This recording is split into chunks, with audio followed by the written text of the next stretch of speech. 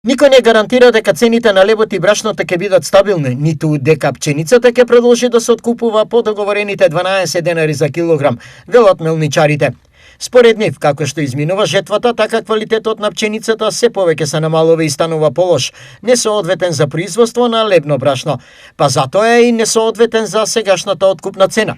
Затоа, дали цената на лебот ќе остане на сегашната? Моje мислење е дека можно е да има некоја мала, не би рекол поскапување, туку мала корекција на цената на лебот. Доколку дојде до поместување, за колку проценти би се зголемила цената? Тоа се однесува од 3 до 5%, бидејќи со оглед на зголемените трошоци за производство како плати и други ресурси и енергија, така да ќе видиме сето тоа кој ќе биде како ќе се одрази на цената на лебот. Домашните производители на жито и овој пат се жалат на ниските цени.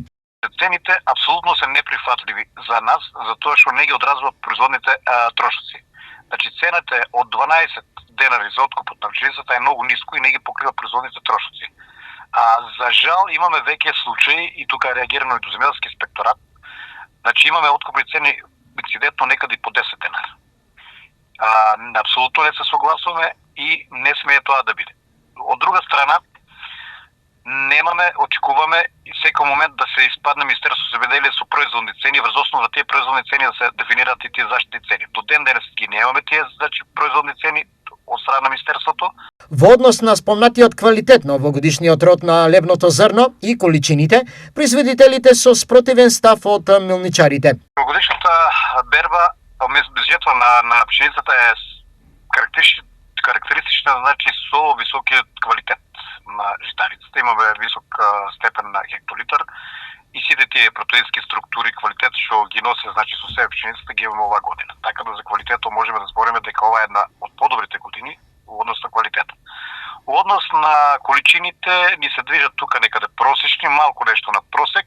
Значи просек имаме некаде околу 400 килограма по декар, односно 4 тона по хектар, до 5, максимално до 5 тона од хектар. Така да, за жал, површините, значи ова година за пшеница ни се редуцирани за разлика од лани и очекуваме ова година да има малку и послаби количини споредбено со минатата година. Освен земјоделците, на нерентабилност и одење по работ се жалат и мелничарите и трговците со лепи бели пецева. За нив, еве каде е проблемот. Тоа е берзански производ и ќе видиме која цена ќе го понудат на берзата и со каква цена ќе го донесат квалитетното жито мелничарите, па секако со тоа и ќе ни понудат на нас цена на брашното.